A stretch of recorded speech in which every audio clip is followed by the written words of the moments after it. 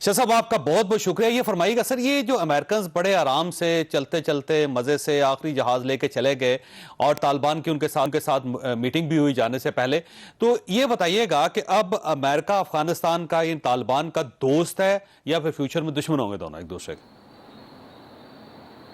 अस्सलाम वालेकुम चौधरी साहब और आपके व्यूअर्स को बड़ा अस्सलाम वालेकुम। बड़े आराम से तो नहीं गए, काफी बेइज्जती करा के गए हैं और खौफजदा तरीके से गए हैं। और आखिरी फोटो जो जनरल डोनिहो की देखी है जिस तरह वो जा रहा था।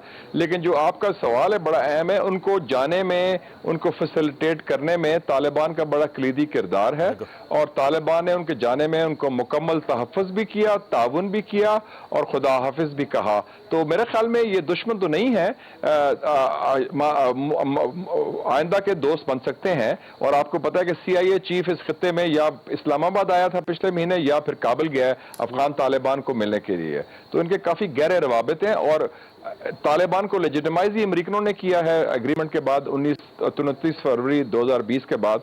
और तालिबान ने जो वादा किया था उनको सेफ पैसेज देने का वो पूरा कर दिया है। अच्छा, लेकिन शाह साहब, अब सूरत हाल ये है कि अगर फर्ज कीजिए कि अफगानिस्तान के अंदर तालिबान के साथ अमेरिकन के रिलेशन बहुत अच्छे हो जाते हैं और वो दोस्त हो जाते हैं या फिर फासला कम हो जाता है, तो अमेरिका के अब इंडिया के साथ भी बड़े अच्छे ताल्लुकात है और पाकिस्तान के साथ एक सर्द महरी का रिलेशन है। 2.5 साल से पाकिस्तान के अंदर अमरीकी सफीर नहीं है। तो अब आप जरा अंदाजा लगाइए, अफगानिस्तान के अंदर अमेरिका, इंडिया के अंदर अमेरिका, पाकिस्तान के साथ उसके रिलेशन अच्छे नहीं है, तो फ्यूचर क्या है सर फिर? नहीं, कोई ऐसे घबराने की बात नहीं है। देखें जी, अफगानिस्तान में एक बहुत बड़ा अड्डा था हिंदुस्तान का, वो NDS था, नेशनल ये डायरेक्टरेट ऑफ सिक्योरिटी, जो उनका जेली तंजीम थी रॉ की सिक्योरिटी की, वो खत्म हो गया। वो अड्डे रॉ के खत्म हो गए। बाकी अमेरिका के ताल्लुकात हिंदुस्तान से भी हैं, लेकिन इस वक्त जो कलीदी किरदार है वो इलाकाई ममालिक का होगा, जिसमें पाकिस्तान सर फहरिस्त है, ईरान, रशिया और चाइना, और वस्ती एशिया के जो ममालिक हैं उनके हमसाए जो हैं ताजिकिस्तान, तुर्कमेनिस्तान, उज्बेकिस्तान और प्लस कतर। तो हमारा जो है इसका पूरा अच्छा सिचुएशन है और हम आराम से अपने रोल अदा करें और कोई जल्दबाजी में कुछ ना करें और हमारे लिए एक स्ट्रेटेजिक स्पेस मिल गई है।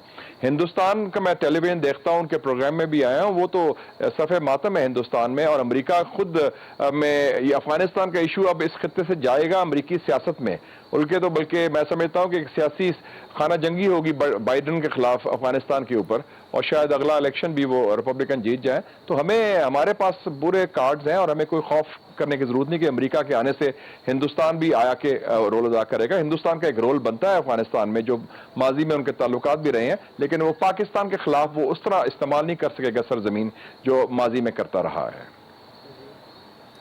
अच्छा शाह साहब, ये फरमाइएगा कि इस वक्त क्योंकि अमेरिका वापस चला गया 20 साल के बाद, तो ये एक परसेप्शन डेवलप हो रहा है कि अफगानों ने 3 सुपर पावर को शिकस्त दे दी है और ये बड़ी तगड़ी कौम है, हर किस्म में क्राइसिस बर्दाश्त कर जाती है। पहले ब्रिटिश को दिया, फिर उसके बाद रशियंस को निकाला, अब अमेरिका को भी निकाल दिया। तो ये जो कॉन्फिडेंस है, इसका पाकिस्तान को नुकसान तो नहीं होगा फ्यूचर में? ये क्योंकि जाहिर है कि जो उनके दोस्त हैं, जो तालिबान के दोस्त हैं TTP वाले, वो हमारे तो दुश्मन हैं, तो उनको भी बड़ा होगी तकवीत के अगर मगरबी ताकत हार सकती है। लेकिन अमेरिका को हराने में अमेरिका का अपना किरदार भी बहुत था, उनकी गलत पॉलिसीज, उनकी नालायकियां और उनके जिस बुनियाद पर उन्होंने जंग लड़ी।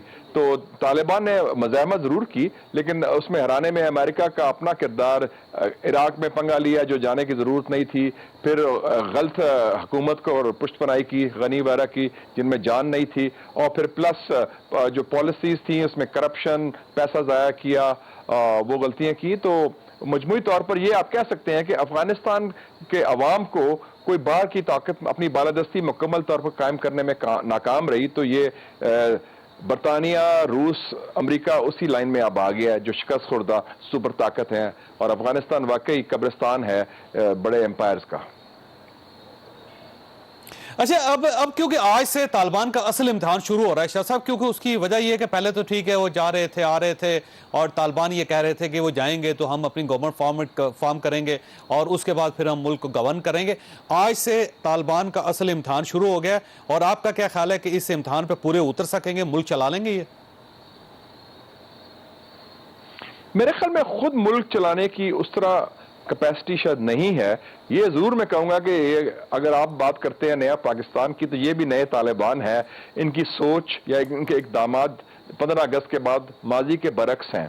तो ये खुशाइंद बात है और उम्मीद टेस्ट ये है कि जो वादे किए हैं अफगान अवाम के साथ, इंसानी हकूक़ के, ख़वातीन हकूक़ के, मुकम्मल आज़ादी के, वो पूरे करते हैं। और जो वादे किए हैं हमसायों के साथ, पाकिस्तान, ईरान, चीन और रूस, कि हम अपनी सरजमीन किसी हमसाये के ख़िलाफ़, किसी और मुल्क के ख़िलाफ़ इस्तेमाल नहीं होने देंगे, वो पूरे करते हैं कि नहीं। और सबसे बड़ा टेस्ट ये भी साथ होगा कि क्या उनमें सलाहियत है कि जो अपने उनके हरीफ थे उनके साथ मिल के एक कौमी वहदत की हुकूमत बनाएं और माजी की गलतियां ना दोहराएं। तो ये टेस्ट है, हम देखते हैं कि क्या पूरा होते हैं कि नहीं उस टेस्ट पर।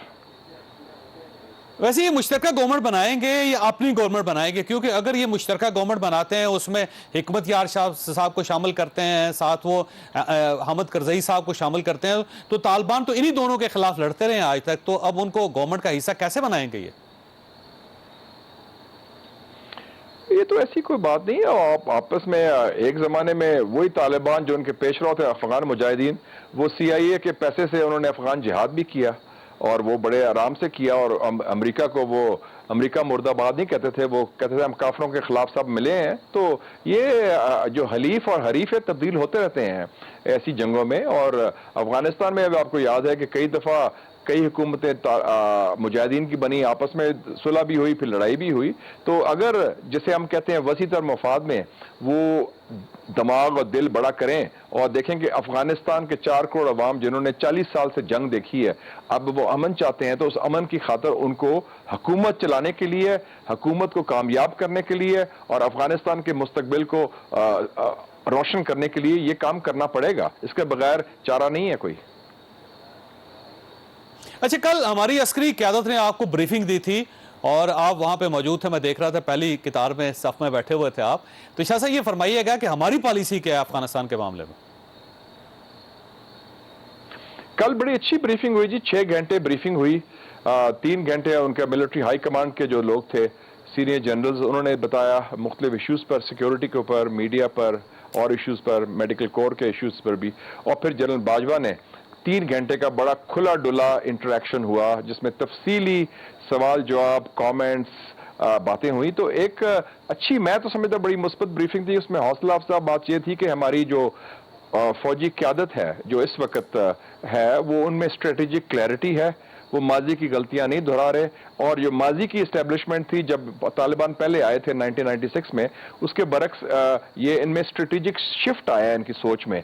माजी की बात वो करते थे स्ट्रेटेजिक डेप्थ की, एक नजरियाती पॉलिसी थी, एक गो इट अलोन स्ट्रेटजी थी, फिर एक बड़ा कॉन्फिडेंस बना हुआ था कि हम अफगान जहाज के ऊपर फाते हैं सोवियत यूनियन के ऊपर, तो वो उनका हम जो चाहे हम कर सकते हैं। तो अब उन्होंने सबक सीख लिया है और ये पढ़ी लिखी थिंकिंग जनरल्स हैं। उसमें जनरल बाजवा का काफ़ी अच्छा रोल है कि उसने तब्दील किया है, पैराडाइम शिफ्ट किया है इनकी सोच में, और अफगानिस्तान में जो गलती थी तस्लीम की, और गलती तस्लीम करने के बाद पॉलिसी भी तब्दील की, जो बड़ा मुश्किल होता है खासतौर पे फौज में एक दफा पॉलिसी बन जाए। तो वो, तो इसका मतलब ये शाह साहब कि अब हम गैर जानबदार रहेंगे, हम अफगानिस्तान के अंदर कोई इंस्टॉलेशन नहीं करना चाहेंगे और हमारे रिलेशन जो है एक हमसाये की हैसियत से होंगे बस। हाँ, और अब वो जो था ना कि हम अपने बंदे इंस्टॉल करें या उसके पीछे पड़ते रहें, ठीक है, अफगान तालिबान के साथ हमारे बड़े अच्छे ताल्लुकात रहे हैं और कुर्बत भी रही है, लेकिन सिर्फ वो फेवरेट्स नहीं है।